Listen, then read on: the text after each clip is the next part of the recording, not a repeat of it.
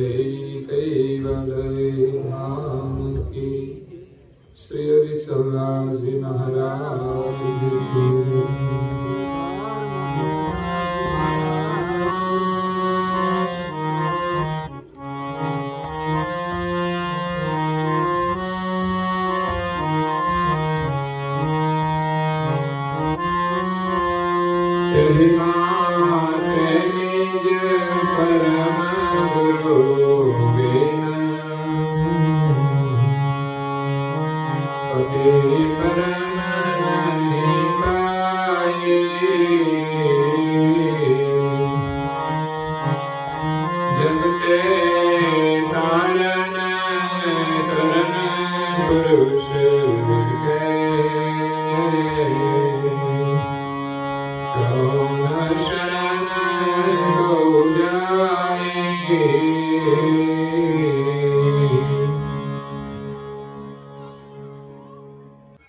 प्रिय भक्तजनों,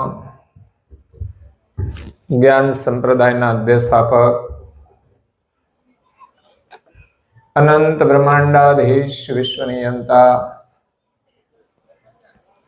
सकर्ता सतकैवलना परम विशेष अंश अनंत अंशोना तारणहार परम मोक्षना दाता सर्वज्ञ दिव्य परम गुरु श्रीमद करुणा सागर महाराज, जगतना जिज्ञासु अने मुमुक्षु अंशोने यथार्थ ज्ञाननो उपदेश आपता स्वरचित अद्वैत अद्वैत नर्वैत चिंतामणि ग्रंथना 8मा अंगने विषय परम गुरुनी विशेषताओનું વર્ણન કરતા કહે છે કે તેહી માટે નિજ પરમ ગુરુ બિન પતિ પરમ નહીં પાઈ।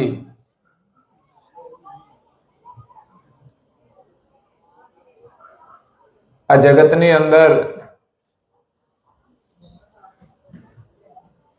દિવ્ય પરમ ગુરુ दिव्य देह धारण करीने करुणासागर नाम धारण करीने प्रगट थया। ए परम गुरु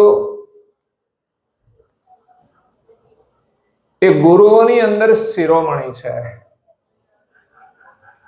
आ जगतनी अंदर गुरु परंपरा सृष्टिनी आदिथी चाली आवे छे। એટલે દિવ્ય પરમ ગુરુએ પણ ગુરુપદ ધારણ કર્યું છે અને ગુરુને મહત્વ આપ્યું છે। પરમ ગુરુ એ તો જગતની અંદર શિરોમણિ છે તમામ ગુરુઓમાં। તે પરમ ગુરુની ઓળખ છે।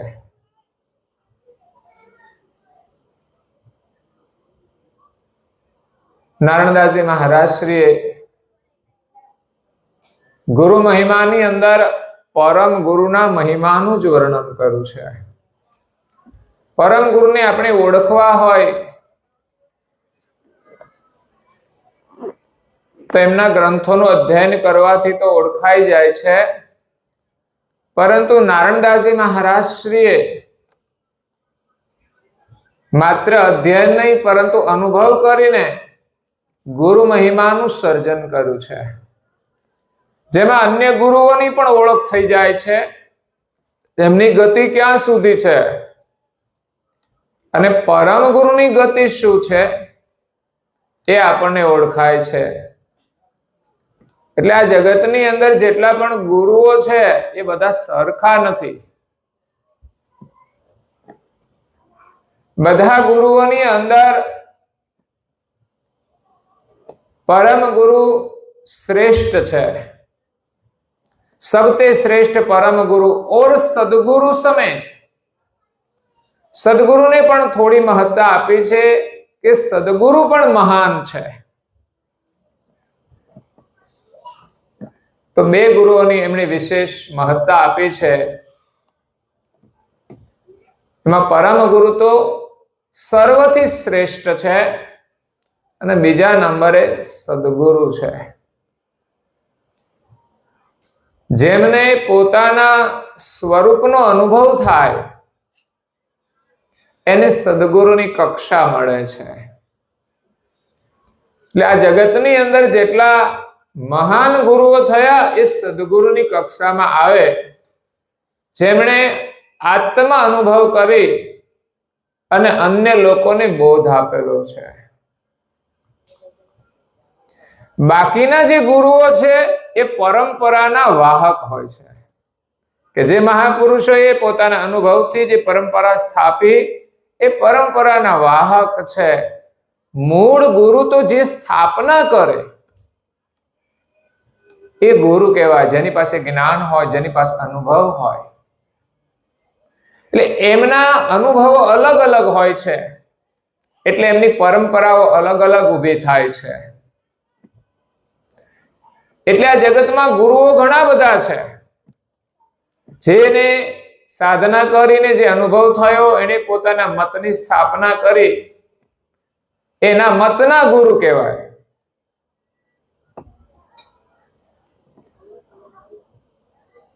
જ્યારે સદગુરુ એ એક છે, જેને સ્વરૂપનો અનુભવ પ્રાપ્ત થાય એને સદગુરુ કહેવાય.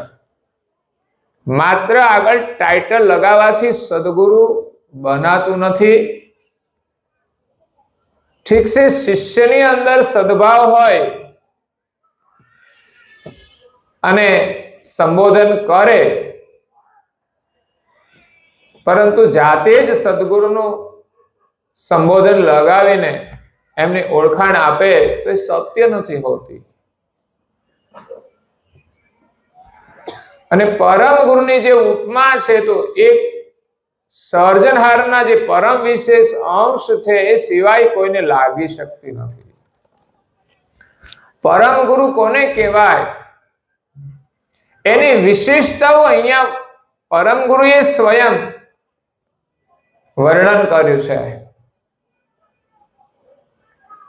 પરમ ગુરુએ કર્તાની ઓળખ આપી છે, સર્જનહારની ઓળખ આપી છે, પરંતુ સાથે સાથે એમની પણ ઓળખ થઈ જાય છે. કારણ કે આ જગતમાં આવ્યા તો કોઈ પૂછે તમે કોણ છો, ક્યાંથી આવ્યા છો, તો પરમ ગુરુને પોતાની ઓળખાણ આપવી પડે કે નહીં? આ લૌકિક જગતમાં પણ એવું જ થાય છે.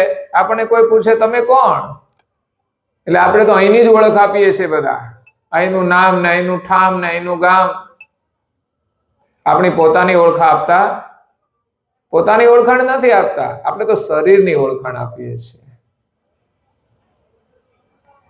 આપણી ઓળખાણ કેમ નથી આપતા? આપણે જ આપણે ઓળખતા નથી તો કેવી રીતે આપણી ઓળખાણ આપીએ? આપણે પોતાને જ જાણતા એને તો ભૂલી ગયા છીએ. અને બીજું આપણા સર્જનહારને આપણે ભૂલી ગયા છીએ. જ્યારે પરમ વિશેષ અંશ દિવ્ય પરમ ગુરુ એ પોતાને જાણે છે અને પોતાના કર્તાને પણ જાણે છે, એટલે આ જગતની અંદર પોતાની ઓળખાણ આપે છે કે હું સર્જનહારનો પરમ વિશેષ અંશ છું.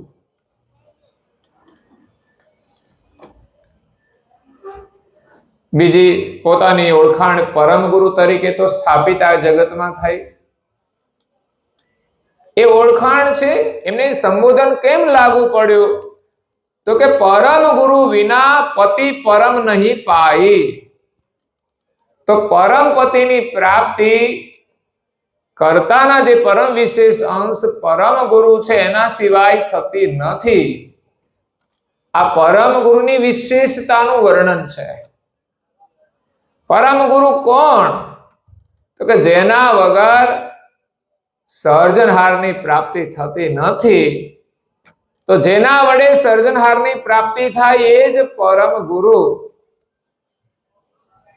અને એ જ દિવ્ય દેહ ધારણ કરીને સર્જનહારનું જ્ઞાન લઈને આવ્યા છે. અને એની ગતિ પણ એ જ પ્રદાન કરે છે.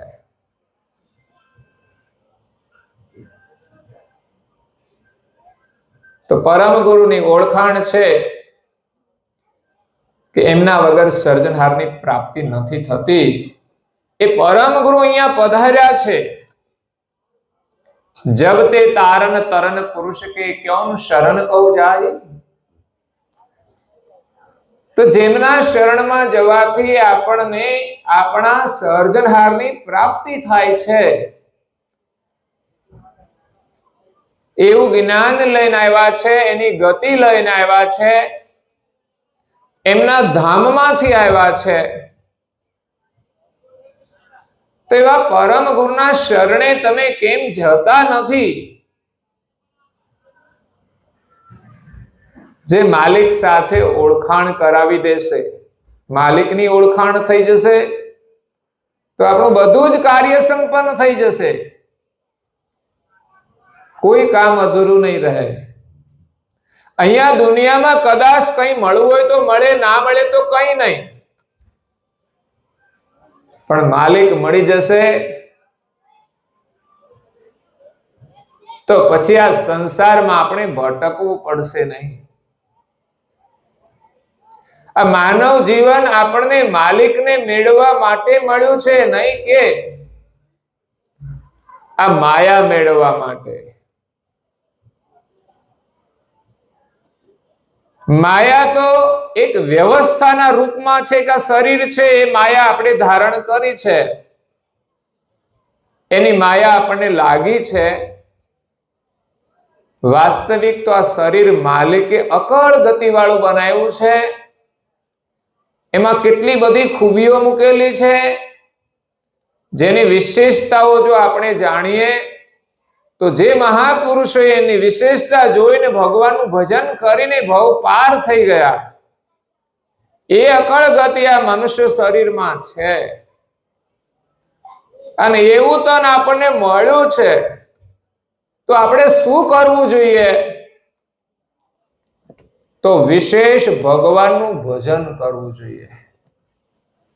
પણ આજે લોકો ભજન કરવાને બદલે માત્ર ને માત્ર પશુની જેમ ભોજન કરે છે,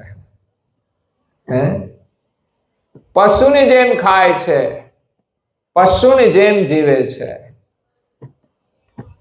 પશુ તો પશુ છે, આપણે માણસ છીએ તો કંઈક તો ફરક હોવો જોઈએ ને. તો ઘણા લોકો એમ કે ફરક તો છે જ ને. શું ફરક છે? તો કે એમને પૂછડું છે ને અમારે નથી. પણ છતાંય કેટલાને પૂછડા મારો છો? નથી તોય. શિંગડા નથી તોય કેટલાને તમે શિંગડા મારો છો. એટલે તમારું શિંગડું અને પૂછડું અંદર છે, બહાર નથી દેખાતું પણ ભીતરમાં છે. એટલે કીધું ને, સિંગ પૂછ બીનું પછવા. તમે કેવા માનો છો? તો કે સિંગ અને પૂછ વગરના પશુ છો. એટલે ભગવાને આપણે મનુષ્ય શરીર આપ્યું છે તો આપણે માનવ બનીએ, મનુષ્ય બનીએ. અને ભગવાનનું ભજન કરવા માટે આ શરીર મળ્યું છે. હે મનખો મળ્યો છે કોઈ ભજન કરો, ભજન કરો તો ભવ સાગર તરો, ભજન કરો તો ભવ સાગર તરો. મનખો મળ્યો છે કોઈ ભજન કરો, ભજન કરે તો ભવ સાગર તરે. આ ભવ સાગર તરી જઈશું. એટલે આ શરીર જે ધારણ કર્યું છે એ શરીર પૂરતું આપણે કાર્ય કરીએ. આપણો પરિવાર હોય એટલે પરિવારના પોષણનું પણ આપણે કાર્ય કરીએ. પણ આ કામ કરતા કરતા થોડું ભજન તો થાય છે, પણ થોડો ભાવ હોવો જોઈએ.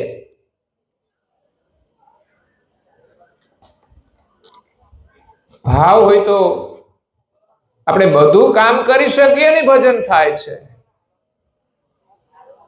અને ભાવ ના હોય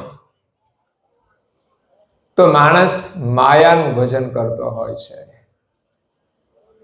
સંસારની માયા જે મેળવવાની છે એનું ભજન. ગમે તેટલી મળી જાય તો પણ એનું જ ભજન. એટલે આ સંસારની માયા એને આપણે ઓળખવાની છે પરમ ગુરુના જ્ઞાન વડે. શરીર છે, શરીરનો ધર્મ છે. પરિવાર છે, પરિવાર સાથેનો ધર્મ છે. અને એ ધર્મને ધર્મ સાથે જોડીને, સુધર્મ સાથે જોડીને આપણે જીવવાનું છે. માણસ પોતાના સ્વાર્થ કાજે પ્રપંચ કરે છે. માણસ પોતાના પરિવાર માટે પ્રપંચ કરે છે, તો એ અધર્મ જ થયો છે. પોતાના સ્વાર્થ માટે કરે કે પરિવાર માટે કરે, એ અધર્મ માણસને પોતાને પણ ભ્રષ્ટ કરે છે અને પરિવારને પણ ભ્રષ્ટ કરે છે. અધર્મ કર્યો એનાથી એની વૃત્તિ ભ્રષ્ટ થઈ, એ માણસ કુમાર્ગે ચાલ્યો જશે. કમાયો ખરો, કઈ જૂઠું કરીને મેળવું જે કઈ, જેને જે માર્ગેથી જે મળે તે લાવે છે. ઘણા લગ્ન કરવા હોય તો જૂઠા માર્ગેથી નથી લઈને આવતા રહેતા. ઘણા પૈસા કમાઈને જૂઠા માર્ગેથી લાવી દેતા હોય.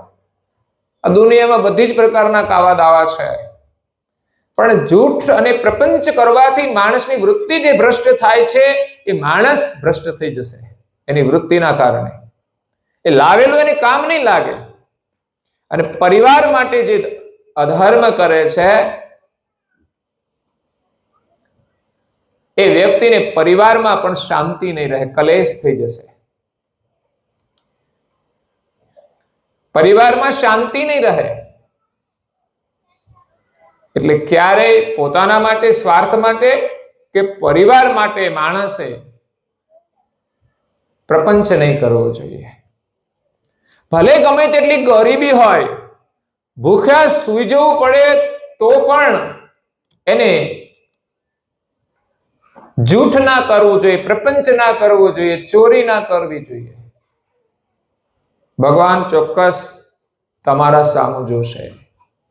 કારણ કે આપણી નીતિ છે એ જ પરમાત્માનું રૂપ છે. આપણી જે સત્યતા છે એ જ પરમાત્માનું રૂપ છે. આપણી કસોટીનો અંત આવશે ને ત્યારે આપણને એવું સુખ પ્રદાન કરશે કે જીવનમાં કોઈ દુઃખ રહેશે નહીં. એટલે માનવ શરીર મળ્યું છે પરમેશ્વરનું ભજન કરવા માટે, અને ગુરુની કૃપા સિવાય ભજન થતું નથી. એટલે આ વિશ્વના તારણ તરણ દિવ્ય પરમ ગુરુ આ વિશ્વમાં પ્રગટ થયા છે. અને આપણે એટલા ભાગ્યશાળી કે એના પછી થોડા જ વર્ષોમાં આ માનવ શરીર મળ્યું ને એમના શરણમાં આવ્યા. કદાચ આગલા કોઈ જન્મમાં પરમ ગુરુ પૃથ્વી પર હશે અને ત્યારે પણ કઈ લાભ મળી ગયો હોય તો મળી પણ ગયો હોય, પણ દૂરથી લીધો હોય તો હજુ આપણું બધું બાકી રહી ગયું હોય કરવાનું. તો હવે આ પાછો મોકો મળ્યો છે તો ભજન કરી લેવાનું. દૂર નહીં બેસવાનું, ઘરે નહીં બેસી રહેવાનું. નિયમથી આપણે કરીશું તો થઈ જશે. એટલે પરમ ગુરુ અહીંયા એમની ઓળખાણ આપી દે છે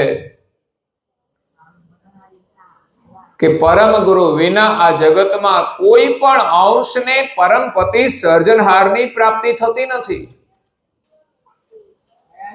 એટલે જગતમાં બીજા અન્ય ગુરુઓ છે,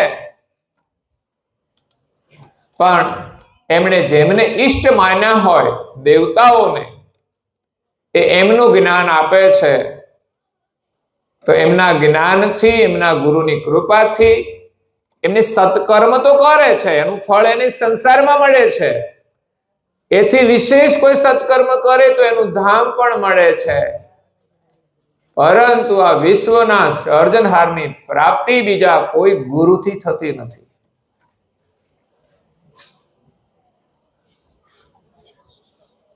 જેને પરમધામની પ્રાપ્તિ થઈ જાય એવા બીજા અન્ય કોઈ અંશ દ્વારા પણ આ ગતિ મળતી નથી.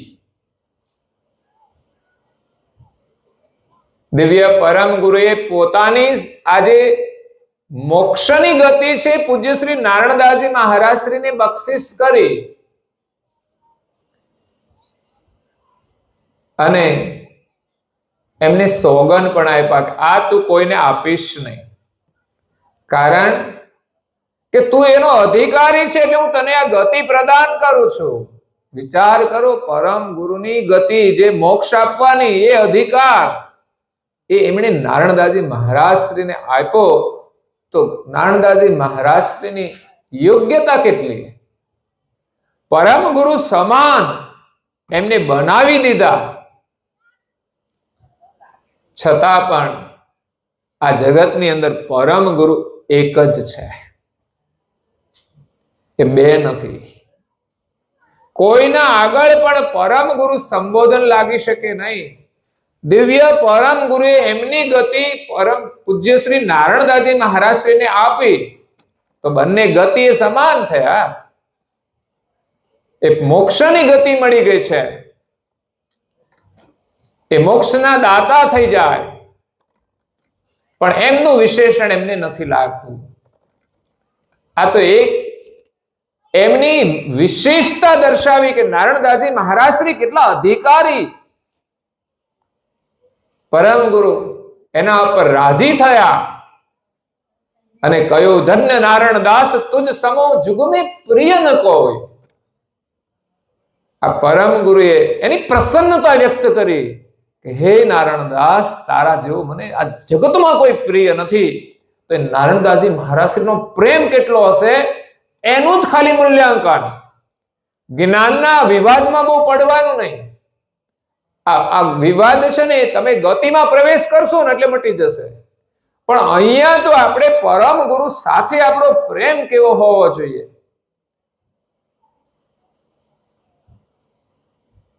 એનું મૂલ્યાંકન કરવાનું છે. આપણો પ્રેમ એની સાથે જોડવાનો છે. નહીં તો આપણા લડવામાં આપણે અહીંયા રહી જઈશું અને એકના અનેક વિભાજન થઈ જશે. પરંતુ આપણે જે કઈ મતભેદ સમજનો હોય છે એ હોવા છતાંય આપણે આ જગતમાં પ્રેમથી રહેવાનું છે સાથે. આ દુનિયામાં સગુણના કેટલા મત છે, પણ એમ કે આ બધા ભગવાન હરખા છે એમ કરીને ભેગા રહેવાનું છે. બધું જુદું જુદું, પણ એમાં ક્યાં કોઈને ખબર છે કોણ છે કયું. એમ આપણે પણ ગતિથી અજાણ છીએ ને એમાં મતભેદ છે. વાસ્તવિકતા અનુભવ થશે ત્યારે મટી જશે, પણ એને આપણે બહુ વિકરાળ રૂપ ના આપીએ. બસ આપણે તો પરમ ગુરુના ગુણગાન ગાવા છે, એનો મહિમા જાણવાનો છે. તો થોડી સત્સંગની વાતો કરીએ, સાંભળીએ અને આનંદ કરીએ. એટલે તારણ તરણ પુરુષ કે શરણ કો ક્યો ન જાય. તમે કેમ આવા મહાન સમર્થ તારણ તરણ પરમ ગુરુના શરણમાં જતા નથી? આપણે કદાચ એના શરણમાં આવી ગયા છીએ ને તો પણ આપણને લાગુ પડે છે, કારણ કે કંઠી આપણે ધારણ કરી હોય, એમનો મંત્ર આપણને મળ્યો હોય, પણ હવે એમ જ પડ્યો હોય ઘરમાં પાકીટમાં મૂકી રાખ્યો હોય તો શું કરવાનું? આપણે એનો જપ તો કરવો જોઈએ ને. તો એના શરણમાં જવાનું છે. મંદિર બનાવ્યું છે તો મંદિર સુધી દર્શન કરવા જવાની ભાવના, એ તો પેલી કસોટી છે. આપણું ઘર અહીંથી મંદિર સુધી ના છૂટે તો પછી આ તો કૈવલ ધામમાં જવાનું. પરમ ગુરુ અહીંયા બિરાજમાન છે એવા ભાવથી જ આપણે રોજ દર્શન કરવાનો નિયમ બનાવવાનો, અને એનાથી આપણો જે પ્રેમ જાગશે એ જ આપણને માર્ગે આગળ લઈ જશે. એ એમ કહે છે કે એટલી માયા તો થોડી ઓછી થઈ, ઘર છોડીને જવાની ભાવના અને માયા છૂટવાની ભાવના, આ એક પ્રારંભ હોય છે. ઘણા વિરોધ કરે, ભાઈ મંદિર તો જળ છે, મૂર્તિ પણ જળ છે, ત્યાં તો ક્યાં છે ભગવાન? બધી વાત સાચી છે, બધું જળ છે, પણ પરંપરા જળ નથી. એમની સ્થાપેલી પરંપરા જળ નથી. એની અંદર કંઈક સત્ય છે, કંઈક તથ્ય છે, એમાં કોઈ ચેતના છે. એટલે આપણે અનુભવ થઈ જાય તો એમ ના કહી શકીએ કે આ નહીં કરવું જોઈએ. જેને જરૂર છે એને જવું જોઈએ. તો પરમ ગુરુના દર્શન કરવા માટે આપણે નિયમ લઈએ. તો એમના આપણે શરણમાં જવાનું છે. આગળ કે છે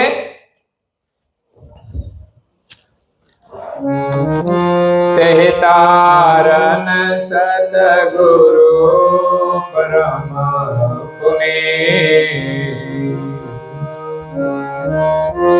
વિશેષ અંશ પરમ અગમ નિગમ ગતિ કરતા કરત પવન સકલ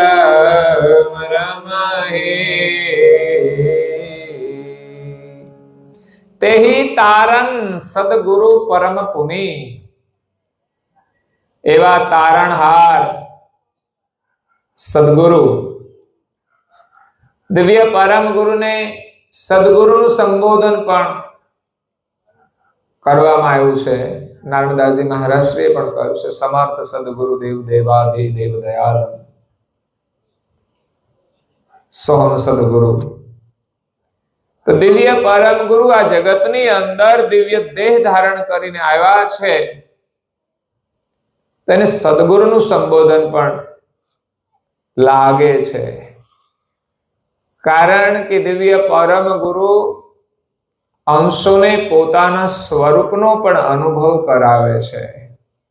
એટલે આપણા સ્વરૂપની ઓળખાણ કરાવે એ સદગુરુ છે. પુની વિશેષ અંશ પરમહી, અને એ પરમ વિશેષ અંશ છે. સદગુરુ છે, પરમ ગુરુ છે અને પરમ વિશેષ અંશ છે.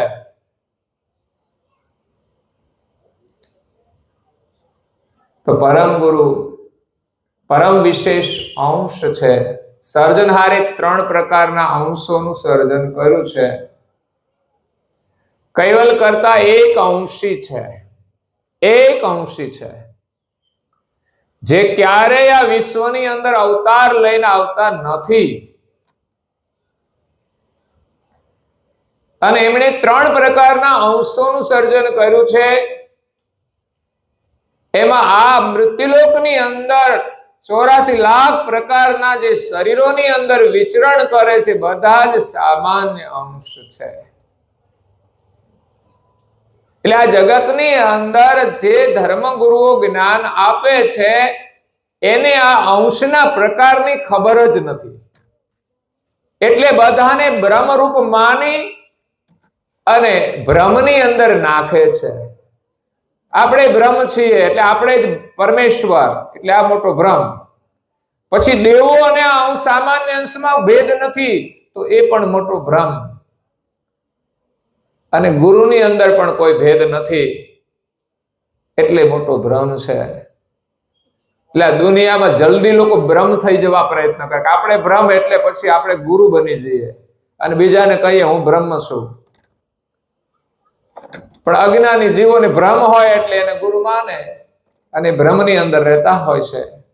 મિત્રો એક જ બ્રહ્મ હોય, તમે બ્રહ્મ તો અમે બ્રહ્મ છીએ, તો પછી ગુરુ કોણ ને ચેલા કોણ?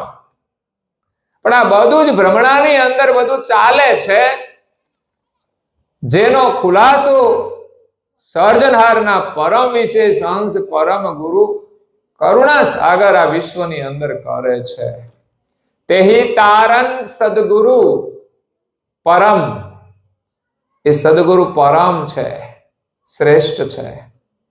પુની વિશેષ અંશ પરમહી, અને એ પરમ વિશેષ અંશ છે. એટલે આપણે સામાન્ય અંશ અલ્પજ્ઞ છીએ અને બીજા પ્રકારના વિશેષ અંશ છે જે સામાન્ય કરતા વિશેષ, સમાજની અંદર વિશેષ લોકો.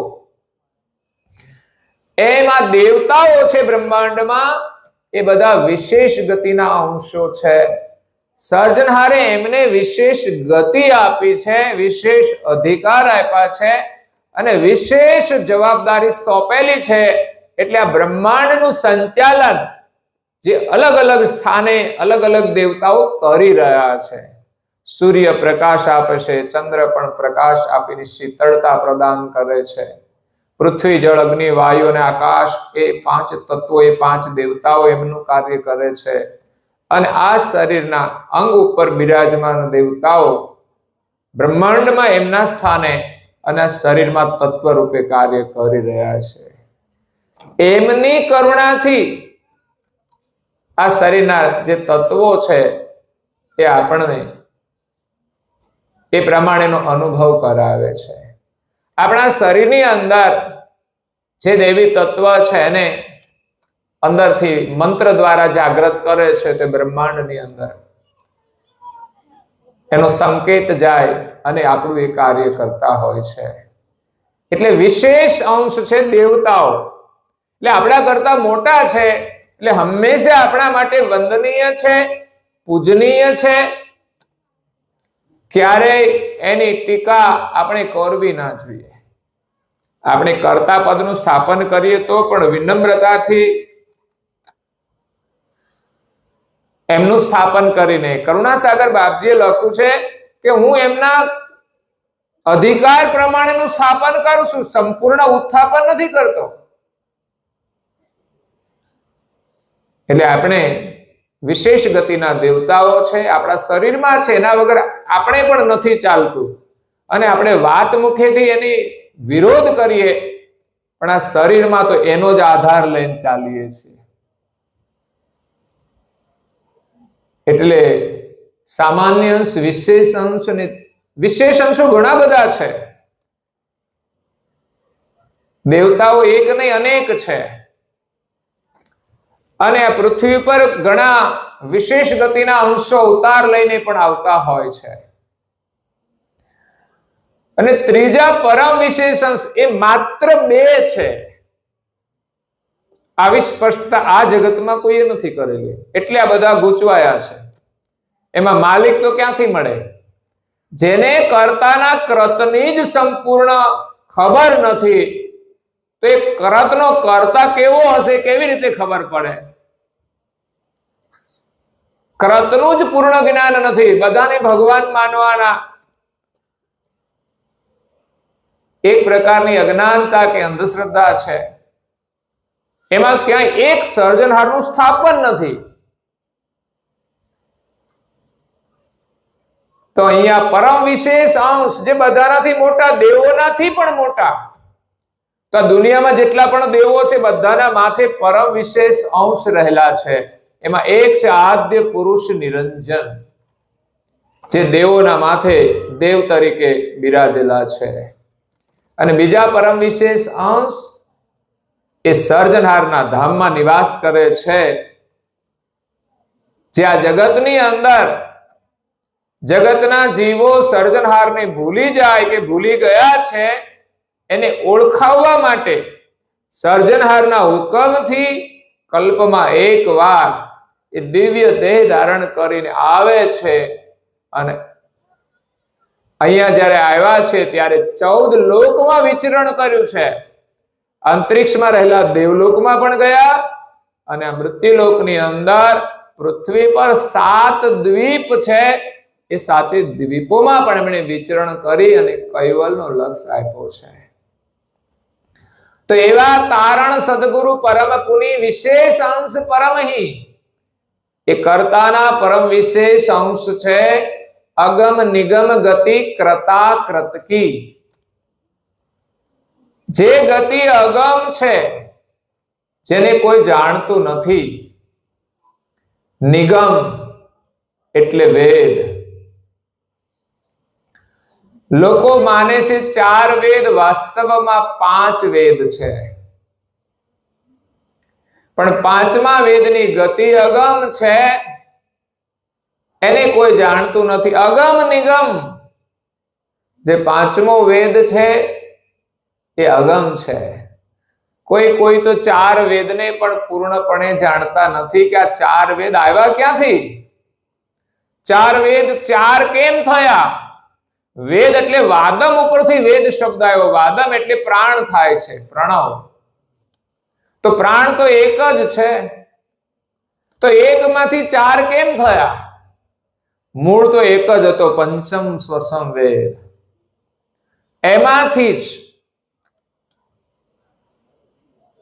ઓમકાર પ્રણવ દ્વારા ચાર પ્રકારની વાણી નીકળી. જે આપણે મુખેથી બોલીએ છીએ એ અંદર આપણા શ્વાસમાંથી બહાર આવે છે તો એના ચાર ભેદ પડી જાય છે. એક પ્રણવના અંદર જે અંકુર રૂપે હોય છે એ પરાવાણી કહેવાય છે. પછી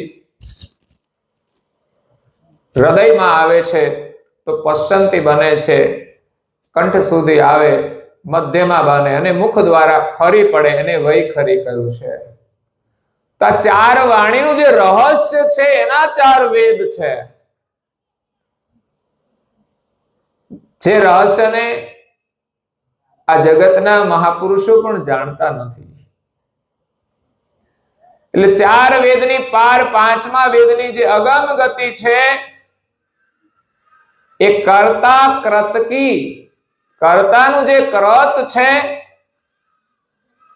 અને કર્તા, આ બેવને લોકો જાણતા નથી. ખરેખર જો આ કર્તને વાસ્તવિક રીતે જાણે ને તો આના કર્તાની ઓળખ થઈ જ જાય. પણ કર્તાને, જે કર્તાનું કર્ત છે એને પણ પૂર્ણપણે ન જાણી શક્યા એટલે આ કર્તની અંદર જે બધા હતા એને જ કર્તા માની બેઠા. એનો મતલબ એવો છે એમણે કર્તને પણ જાણ્યો નથી. એટલે કર્તને કર્તા સ્થાપી દીધા છે. પાવત સકલ મરમહી, આ જગતના કર્તા અને એનું કર્ત, આ બંનેનો જે મર્મ છે એ આ જગતની અંદર તારણ તરણ સદગુરુ, પરમ ગુરુ અને કર્તાના પરમ વિશેષ અંશ એમના શરણમાં જવાથી આપણને મળશે કે આ જગતની રચના કેવી છે. તો અદ્ભુત જગતની રચના કરી છે. એને સમજવા માટે જ આપણે પરમ ગુરુના ગ્રંથોનું અધ્યયન કરવાનું છે, એમનું સત્સંગ શ્રવણ કરવાનું છે. એટલે સમયાંતરે તમે આ બધા કાર્યક્રમ કરતા રહો, ઘણું સારું છે. ભૂતકાળની અંદર વાસદથી મહારાજ શ્રીએ અહીંયા ઘણું બધું યોગદાન આપ્યું છે અને તમે બધા એમના ઋણી છો એટલે તમારી ખૂબ આસ્થા પણ છે. એટલે આ ગામની અંદર સંતોના સંગથી અને સત્સંગથી જે સદભાવના જાગૃત થઈ છે, જેના કારણે આ સમાજની અંદર જે બધા દૂષણો હોય છે એનાથી તમે સુરક્ષિત છો. હજુ થોડા વ્યસનો તો છે, એ તો સમાજમાં વ્યાપ છે, પણ ઘણા દૂષણો છે. એનાથી આપણે જો સુરક્ષિત હોઈએ તો આ પરમ ગુરુની કૃપાનું પરિણામ છે. અને હજુ પણ આપણે વધારે એ બંધનોમાંથી છૂટવાનું છે.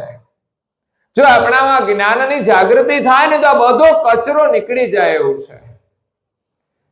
અને આપણામાં એક ધર્મનું ગૌરવ આવવું જોઈએ. આપણા ધર્મનું આપણે ગૌરવ હોવું જોઈએ.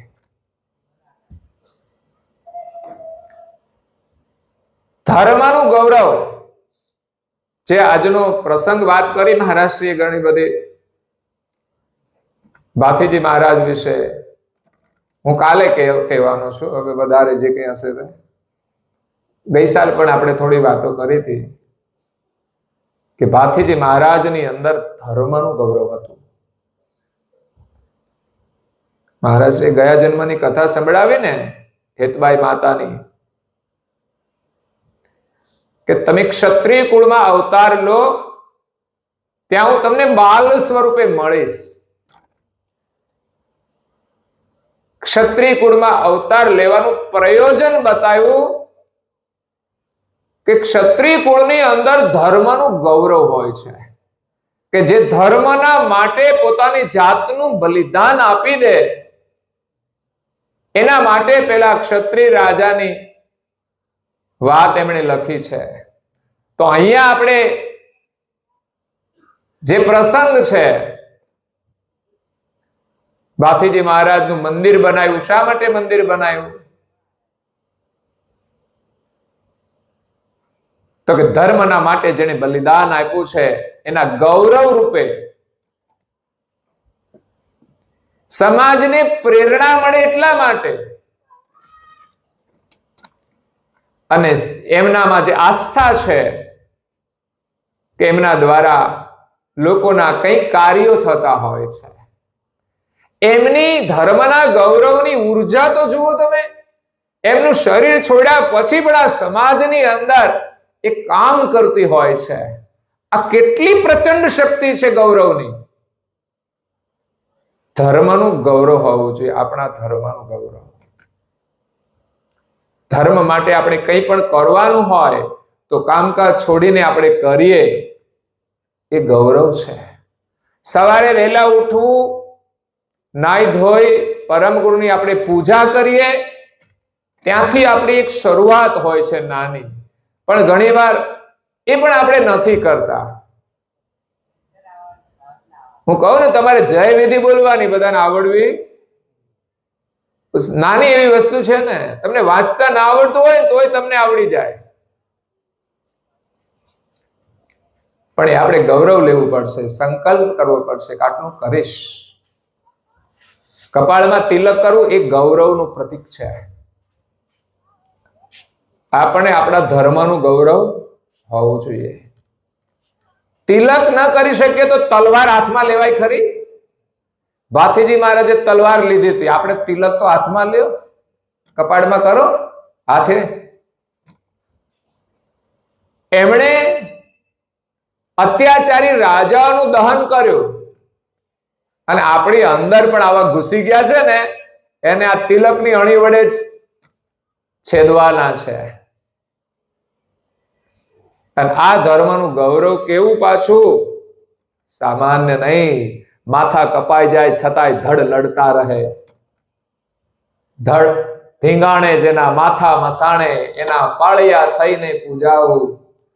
ગડવૈયા મારે ઠાકોરજી નથી થાવું. એક પથ્થરના બે ટુકડા, એને કહે છે આમાંથી ઠાકોરજીની મૂર્તિ બનાવીએ ને તો તમારી મંદિરમાં પ્રતિષ્ઠા થાય.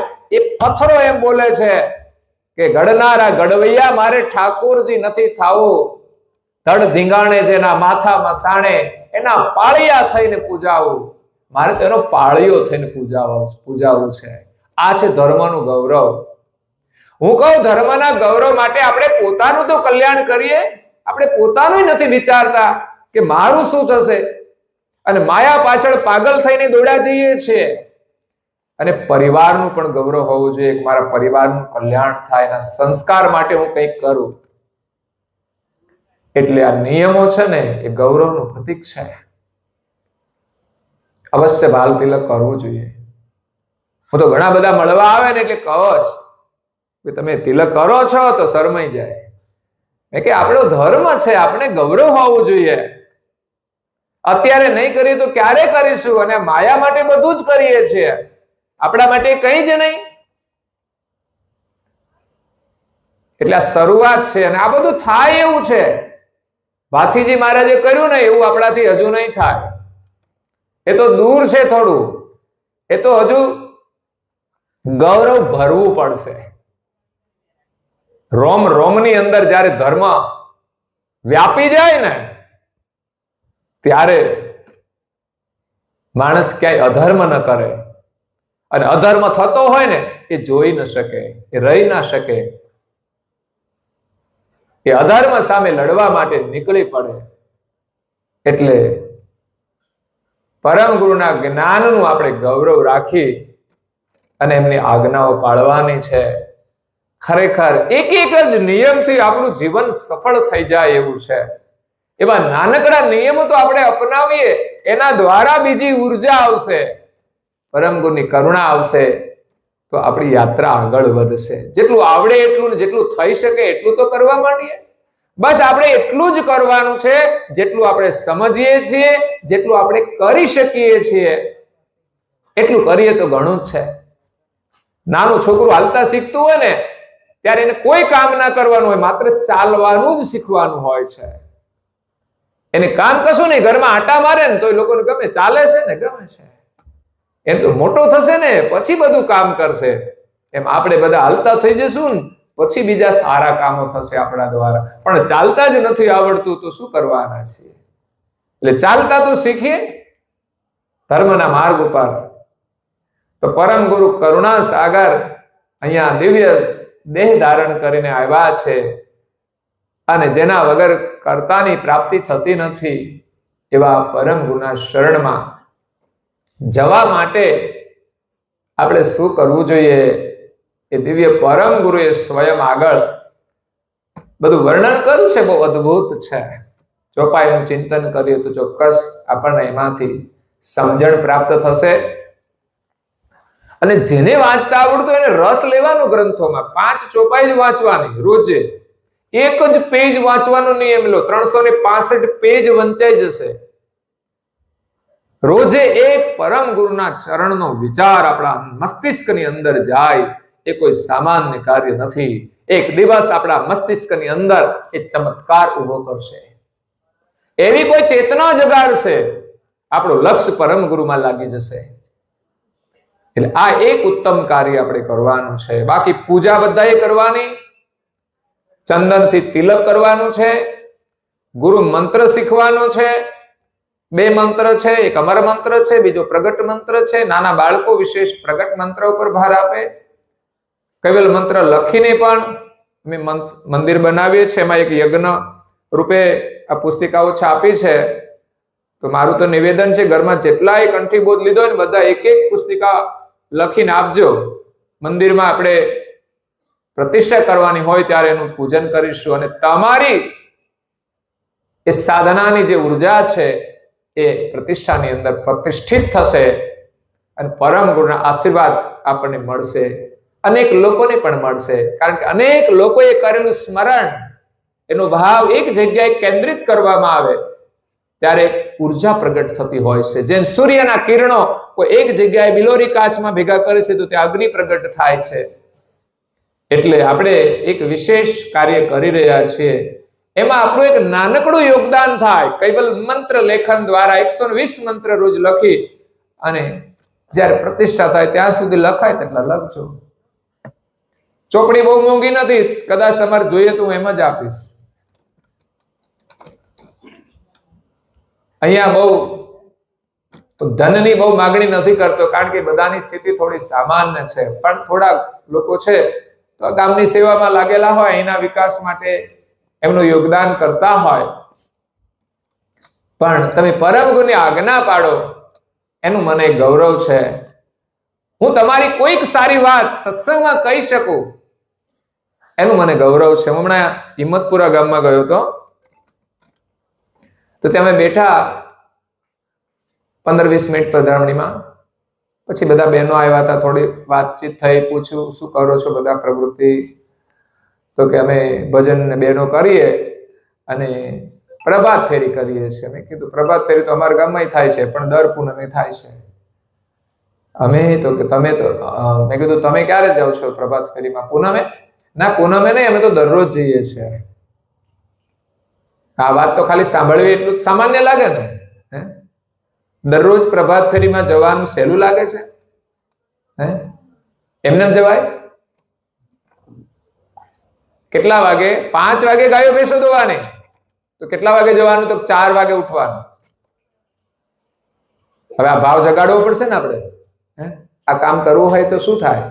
આપણે તેમ કે આપણાથી ના થાય, આપણાથી બીડીઓ ફૂંકાય, પણ વહેલા ઉઠીને જવાય. આપણે ન કરવાના કામ કરીએ છીએ અને થાય એવા કામ કરતા ત્યાં આપણે બેસી જઈએ છીએ, ઊંઘી જઈએ છીએ. આમ તો કેટલાય જન્મોથી તો ઊંઘતા આવ્યા છીએ, પણ હજુ આપણે ઉઠવા તૈયાર નથી કે ચાલો હિંમત રાખીને પૂનમે ઉઠીએ. ગામમાં જે રોજ જતા હોય તો ચાલો રોજ નહીં આવી શકું તો અઠવાડિયે તો આવા પ્રયાસ કરીશ. એમ કરતા કરતા ભીતરનું જાગરણ થાય ત્યારે કાર્ય થાય છે. એટલે આવી બધી જે વાતો છે ને, સૌરાષ્ટ્રમાં એક ગામ છે અર્જણસુખ, ત્યાં 365 દિવસ રાત્રે 9 થી 10 1 કલાક સત્સંગ ચાલે. તો જવા વાળા રોજે જવાના. કોઈક દિવસ વર્ષમાં 5-10 દિવસ કઈક પ્રસંગ આવી જાય, ના જવાય, વસ્તુ અલગ છે, પણ એની પ્રવૃત્તિ તો કાયમ ચાલે છે. તો એ કેટલો સત્સંગનો લાભ મળે છે. એટલે જ્યાં પણ સારું કાર્ય થતું હોય એમાંથી આપણને પ્રેરણા મળે છે. અને પરમ ગુરુના વચનોમાં વિશ્વાસ રાખીને આપણે આ બધા કાર્યો કરવા પ્રયાસ કરવો જોઈએ. ઘણા લોકોને તિલકનું કહે તો મને આવડતું જ નથી, આ સીધો જવાબ. પણ આપણે પ્રયાસ તો કરવો પડે ને, એમ જ થોડું બધું થઈ જાય. કોઈ પણ કામ કરવા માટે પ્રયાસ કરવો જોઈએ. અને ખાસ સારું કાર્ય હોય, જરૂરી હોય, એના માટે તો અવશ્ય કરવો જોઈએ. તો પરમ ગુરુની આપણે કૃપા મળશે અને ધર્મનું જે ગૌરવ છે એ ગૌરવ ના સ્મરણનો આજે દિવસ છે.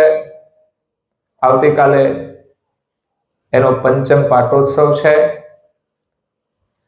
તો અહીંયા સવારે પરમ ગુરુની ઉપાસના થશે 8 વાગે. એટલે જેમને સમય હોય તે આવજો. અને પછી 10:30 11 વાગે જે સમય હશે એ પ્રમાણે બપોરની કથા થશે અને પૂર્ણાવતી બાદ અહીંયા પૂજન પ્રસાદની જે વ્યવસ્થા છે એનો આપણને લાભ મળશે. તો અહીંયા સમય થાય છે તો અહીંયા કથાને વિરામ આપીએ છીએ. અસ્તુ સત્કેવલ સાહે જય જય જય જય જય જય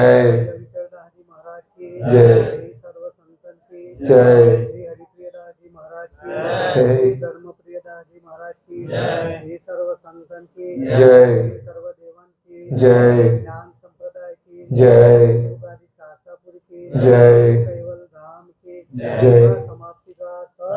કૈવલ સાહેબ. 3 વાર પગે લાગીશું, માથું નમાવીને, ખોડામાં ખુલ્લા હાથ રાખીને. કૈવલ સાહેબ. 2 હાથ જોડીને સત કૈવલ સાહેબ બોલો. જો આજુબાજુ બેઠા છે એમને પણ પ્રેમથી કહેજો સત કૈવલ સાહેબ, સત કૈવલ સાહેબ.